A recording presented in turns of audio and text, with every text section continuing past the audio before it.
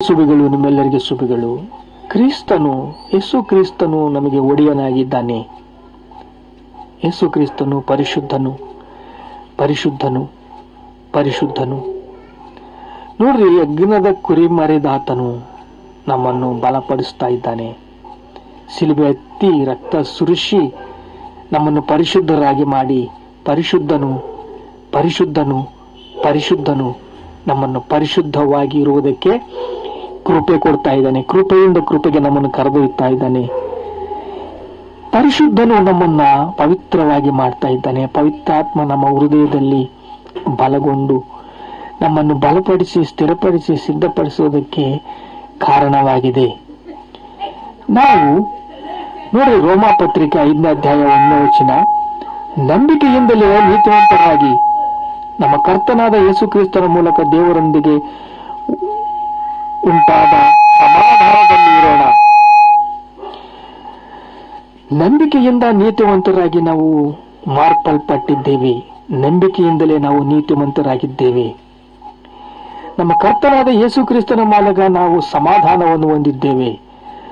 ನಮ್ಮನ್ನು ಶ್ರೇಷ್ಠವಾದ ದೇಶಕ್ಕೆ ಕರೆದೊಯ್ಯುವುದಕ್ಕೆ, ಶುದ್ಧ ಮನಸ್ಸಿನಿಂದ ದೇವರ ಸನ್ನಿಧಿಯಲ್ಲಿ ಪ್ರಾರ್ಥನೆ ಮಾಡುವುದಕ್ಕೆ, ಸತ್ಯವನ್ನು ಸೇವಿಸುವುದಕ್ಕೆ ನಮ್ಮ ಕರ್ತನ ನಮ್ಮನ್ನು ಬಲಪಡಿಸಿದ್ದಾನೆ.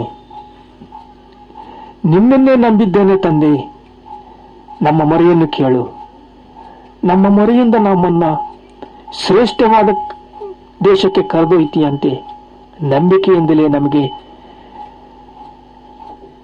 ನೀತಿವಂತರೆಂದು ಎಣಿಸಲ್ಪಟ್ಟಿದೆಯಂತೆ. ಅಪ್ಪ, ಹೇಗೆ ಇದೆ ಅಂತಂದು ದೇವರ ಪಾದದಲ್ಲಿ ಕೇಳಿದಾಗ ದೇವರು ನಮಗೆ ವಾಕ್ಯವನ್ನು ಕೊಟ್ಟಿದ್ದಾರೆ. ಆ ವಾಕ್ಯದಲ್ಲಿ ರೋಮ ಪತ್ರಿಕೆ 5ನೇ ಅಧ್ಯಾಯ 12ನೇ ವಚನ ನೋಡಿದ್ರೆ ನಮಗೆ ಹೀಗೆ ಹೇಳುತ್ತೆ. ಏನು? ಒಬ್ಬ ಮನುಷ್ಯನಿಂದ ಪಾಪವು ಮರಣವು ಲೋಕಕ್ಕೆ ಹೇಗೆ ಸೇರಿತೋ, ಒಬ್ಬ ಮನುಷ್ಯನಿಂದ ಪಾಪವು ನಮಗೆ ಉಂಟಾಯಿತು, ಅದು ಮರಣ ಬಂತು. ಆ ಮರಣದಿಂದ ನಮಗೆ ನಾವೆಲ್ಲರೂ ಕೂಡ ನರಕಕ್ಕೆ ಹೋಗಬೇಕು ಅಂತ ದಾಖಲೆ ಆಯಿತು.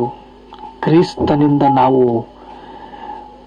ಪರಲೋಕ ಪಟ್ಟಣಕ್ಕೆ ಸೇರುವುದಕ್ಕೆ, ದೇವರು ಶ್ರೇಷ್ಠವಾದ ದೇಶವನ್ನು ನಮ್ಮನ್ನು ಕರೆದೊಯ್ಯುವುದಕ್ಕೆ ಅನಾದಿ ಸಂಕಲ್ಪದಲ್ಲಿ ಆಲೋಚನೆ ಮಾಡಿಕೊಂಡು ದೇವರ ಚಿತ್ತವನ್ನು ನಮಗೆ ಹೇಳಿದ್ದಾರೆ.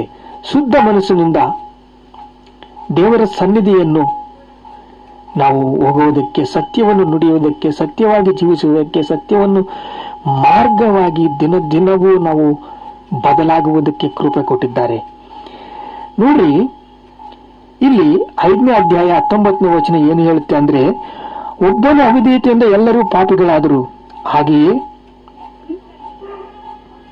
ದೈವತ್ವದಿಂದ ಎಲ್ಲರೂ ನೀತಿವಂತರಾಗಿ ಅಪರಾಧಿಗಳನ್ನು ಹೆಚ್ಚಾಗಿ ಕಂಡು ಬರುವುದಾಗಿ ಧರ್ಮಶಾಸ್ತ್ರ ಮಧ್ಯ ಬಂತು. ಒಬ್ಬನ ಅವಿಧೇಯತವಲ್ಲ, ಎಲ್ಲರೂ ಪಾಪಿಗಳಾದರು, ಆದರೆ ಅಪರಾಧಿಗಳಾಗಿ ಕಂಡು ಬರುವುದು ಹೆಚ್ಚಾಗಿ ಧರ್ಮಶಾಸ್ತ್ರವು ಮಧ್ಯ ಬಂತು. ಪಾಪವು ಹೆಚ್ಚಾದದ್ದಲ್ಲ, ಕೃಪೆ ಎಷ್ಟೋ ಹೆಚ್ಚಾಗಿ ಪ್ರಬಲವಾಯಿತು. ಪಾಪವು ಹೆಚ್ಚಾಗುತ್ತಲಾ ಬಂತಲ್ಲ, ಹಾಗೆ ಕೃಪೆ ಕೂಡ ಹೆಚ್ಚಾಗುತ್ತಾ ಪ್ರಬಲತಾ ಬಂತು. ಕೃಪೆ ಕೂಡ ಹೆಚ್ಚಾಗಿ ಪ್ರಬಲತಾ ಬಂತು. ನಮ್ಮ ಕರ್ತನಾದ ಯೇಸು ಕ್ರಿಸ್ತನ ಮೂಲಕ ನೀತಿಯನ್ನು ಕೊಟ್ಟ, ನಿತ್ಯ ಜೀವವನ್ನು ಉಂಟು ಮಾಡುತ್ತಾ ಅಧಿಕಾರವನ್ನು ನಡೆಸಿತು. ನೋಡಿ, ನಮ್ಮ ಕರ್ತನಾದ ಯೇಸು ಕ್ರಿಸ್ತನ ಮೂಲಕ ನೀತಿಯನ್ನು ಕೊಟ್ಟ, ನಿತ್ಯ ಜೀವವನ್ನು ಮಾಡುತ್ತಾ ಅಧಿಕಾರವನ್ನು ನಡೆಸಿತು. ನಮ್ಮ ಯೇಸು ಕ್ರಿಸ್ತನ ಮೂಲಕ ನಾವು ನೀತಿವಂತರಾಗಿ ಎಣಿಸಲ್ಪಟ್ಟಿದ್ದೇವೆ. ಶಿಲುಬೆ ಹತ್ತಿದ ಮೂಲಕ, ರಕ್ತ ಸುರಿಸಿದ ಮೂಲಕ ನಾವೆಲ್ಲರೂ ನೀತಿವಂತರಾಗಿ, ಕೇವಲ ನಂಬಿಕೆಯಿಂದಲೇ ನಾವು ನೀತಿವಂತರಾಗಿ ಎಣಿಸಲ್ಪಟ್ಟಿದ್ದೇವೆ. ಶ್ರೇಷ್ಠವಾದ ದೇಶಕ್ಕೆ ನಮ್ಮನ್ನು ಕರೆದೊಯ್ಯುವುದಕ್ಕೆ ದೇವರು ಕೃಪೆ ಕೊಟ್ಟಿದ್ದಾರೆ. ಶುದ್ಧ ಮನಸ್ಸಿನಿಂದ ದೇವರ ಸನ್ನಿಧಿಯನ್ನು ಸೇರುವುದಕ್ಕೆ, ಸತ್ಯವನ್ನು ನುಡಿಯುವುದಕ್ಕೆ, ಸತ್ಯಾನುಸಾರವಾಗಿ ನಡೆಯುವುದಕ್ಕೆ ನಮಗೆ ಕೃಪೆ ಕೊಟ್ಟಿದ್ದಾರೆ. ಕೇವಲ ಒಬ್ಬನ ಅವಿಧೇಯತೆಯಿಂದ ಎಲ್ಲರಿಗೆ ಮರಣ ಬಂತು. ಒಬ್ಬನ ವಿಧೇಯತೆಗೆ ಎಲ್ಲರೂ ಪರಲೋಕಕ್ಕೆ ಕನೆಕ್ಟ್ ಆಗಿದ್ದಾರೆ. ಪಾಪವು ಹೆಚ್ಚಾಗುತ್ತಾ ಕೃಪೆ ಎಷ್ಟೋ ಹೆಚ್ಚಾಗಿ ಪ್ರಬಲವಾಯಿತು. ಕೃಪೆಯು ಕೂಡ ಎಷ್ಟೋ ಹೆಚ್ಚಾಗಿ ಪ್ರಬಲವಾಯಿತು. ನೋಡ್ರಿ, ಪ್ರಕಟಣೆ 12:12, ಸೈತಾನನು ತನಗಿರುವ ಕಾಲವು ಸ್ವಲ್ಪವೆಂದು ತಿಳಿದು ರೌದ್ರವಾಗಿ ನಿಮ್ಮ ಕಡೆಗೆ ಬರ್ತಾ ಇದ್ದಾನೆ. ರೌದ್ರವಾಗಿ ಯಾರನ್ನ ನುಂಗಬೇಕು ಅಂತ ಅವನು ತಿರುಗಲಾಡ್ತಾ ಇದ್ದಾನೆ. ಯಾರನ್ನು ನುಂಗಬೇಕು ಅಂತ ಬಹು ವೇಗವಾಗಿ ಬರ್ತಾ ಇದ್ದಾನೆ.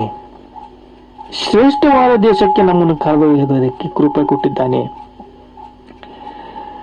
ಒಬ್ಬನು ಮನುಷ್ಯನಿಂದಲೇ ಪಾಪವು, ಪಾಪದಿಂದ ಮರಣವು ಹೇಗೆ ಸೇರಿದವು, ಒಬ್ಬನು ಯೇಸು ಕ್ರಿಸ್ತನು ಶಿಲುಬೆ ಹತ್ತಿ ರಕ್ತ ಸುರಿಸಿ ನಮ್ಮನ್ನು ಪ್ರೀತಿಸಿ ಕೃಪೆಯಿಂದ ಕೃಪೆಗೆ ಕೈಗೊಳ್ಳೋದಕ್ಕೆ ನಮ್ಮನ್ನು ಬಲಗೊಳಿಸಿದ್ದಾನೆ, ಸ್ಥಿರಗೊಳಿಸಿದ್ದಾನೆ. ನಮ್ಮ ಆಯುಷ್ಕಾಲವು ಎಷ್ಟೋ ಅಲ್ಪವೆಂದು ಹೆಜ್ಜೆ ಹೆಜ್ಜೆಗೂ ನಾವು ಹೆದರ್ತಾ ಇದ್ದಾಗ ಆಣೆಯಿಟ್ಟು ನಮಗೆ ವಾಗ್ದಾನವನ್ನು ಮಾಡಿದ್ದಾನೆ.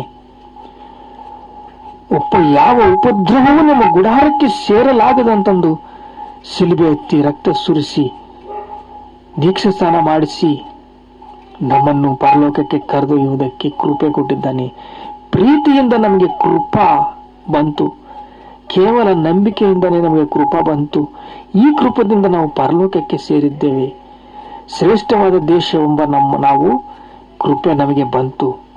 ನೋಡ್ರಿ, ಸೈತಾನನ ನಮ್ಮ ಮೇಲೆ ಎಷ್ಟು ಪಾಪವನ್ನು ಓಡಿಸುವುದಕ್ಕೆ ನೋಡ್ರಿ, 12:10 ಪ್ರಕಟಣೆ 12:10 ಸೈತಾನನು ಸರ್ಪವು ದೊಬ್ಬಲ್ಪಟ್ಟಿದೆ, ಅವನ ದೂತರು ಅವನೊಂದಿಗೆ ದೊಬ್ಬಲ್ಪಟ್ಟಿದ್ದಾರೆ.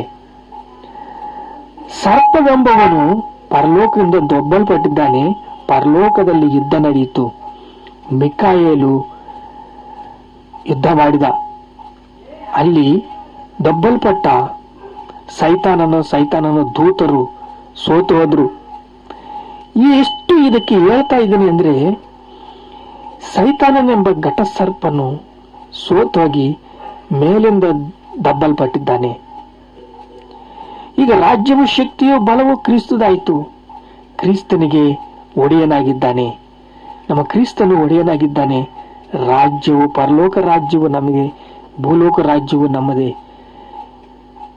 ನಾವು ಒಂದು ತಿಳ್ಕೋಬೇಕು, ಸತ್ಯವನ್ನು ನುಡಿಬೇಕು, ಸತ್ಯವಾಗಿ ಹೇಳಬೇಕು, ಸತ್ಯವಾಗಿ ನಡಿಬೇಕು, ಸತ್ಯವಾಗಿ ಜೀವಿಸಬೇಕು. ನಮ್ಮ ಆಶ್ರಯ ದುರ್ಗವು ಯೇಸು ಕ್ರಿಸ್ತನು ಕರ್ತನಾಗಿದ್ದಾನೆ. ಪರಲೋಕದಲ್ಲಿ ಯುದ್ಧ ನಡೆಯಿತು.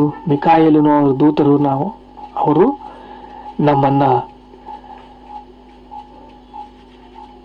ಯುದ್ಧ ಮಾಡಿ ಸೋತಿಸ್ಬಿಟ್ಟಿದ್ದಾರೆ. ಯಾರನ್ನ? ಸೈತಾನನ ದೂತರನ್ನ. ನಿಮ್ಮನ್ನು ಶ್ರೇಷ್ಠವಾದ ದೇಶಕ್ಕೆ ಕರೆದೊಯ್ಯಬೇಕು ಅಂತಂದು ಶಿಲ್ಬೆ ಹತ್ತಿದಾನ, ರಕ್ತ ಸುರಿಸಿದಾನ. ನಿಮ್ಮನ್ನು ಕೇವಲ ವಿಶ್ವಾಸದಿಂದ, ಕ್ರಿಸ್ತನ ಮೇಲೆ ವಿಶ್ವಾಸದಿಂದ ನಿಮ್ಮನ್ನ ನೀತಿವಂತರೆಂದು ಎಣಿಸಲ್ಪಟ್ಟನ.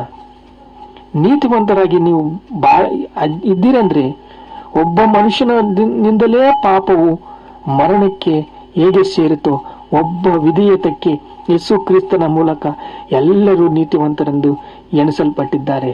ನೀನು ದೀಕ್ಷಾಸ್ನಾನ ಮಾಡ್ಕೊಂಡೀಯ. ದೀಕ್ಷಾಸ್ನಾನ ಮಾಡ್ಕೊಂಡ್ರೆ ನೀನು ಪರಲೋಕ ಭಾಗ್ಯವನ್ನು ನೋಡ್ತೀಯ, ಶ್ರೇಷ್ಠವಾದ ದೋಷಕ್ಕೆ ಹೋಗ್ತೀಯ. ಶುದ್ಧ ಮನಸ್ಸಿನಿಂದ ಪ್ರಾರ್ಥನೆ ಮಾಡಿದ್ರೆ ನಿನ್ನ ಪ್ರಾರ್ಥನೆ ಕೇಳ್ತಾರೆ. ದೇವರು ನಿಮ್ಮನ್ನ ಪ್ರೀತಿಸ್ತಾ ಇದ್ದಾರೆ. ಪ್ರಾರ್ಥನೆ ಮಾಡ್ಕೊಂಡು, ತಂದೆ ನಿಮಗೆ ಸ್ತೋತ್ರ, ಸ್ತೋತ್ರ, ಸ್ತೋತ್ರ. ಕರ್ತನೆ ನಿಮಗೆ ಸ್ತೋತ್ರ. ಅಪ್ಪ, ಶಿಲುಬೆ ಎತ್ತಿ ರಕ್ತ ಸುರಿಸಿ ನಮ್ಮನ್ನು ಬಲಗೊಳಿಸಿದೆಯಾ, ಸ್ಥಿರಗೊಳಿಸಿ, ಸಿದ್ಧಗೊಳಿಸಿ. ನಿಮಗೆ ಸ್ತೋತ್ರ, ಸ್ತೋತ್ರ, ಘನತೆ, ಮಹಿಮೆ, ಪ್ರಭಾವಗಳು ನಿಮಗೆ ಚೆಲ್ಲಿಸ್ತಾ ಇದ್ದೇವೆ ತಂದೆ. ಆಮೇನ್.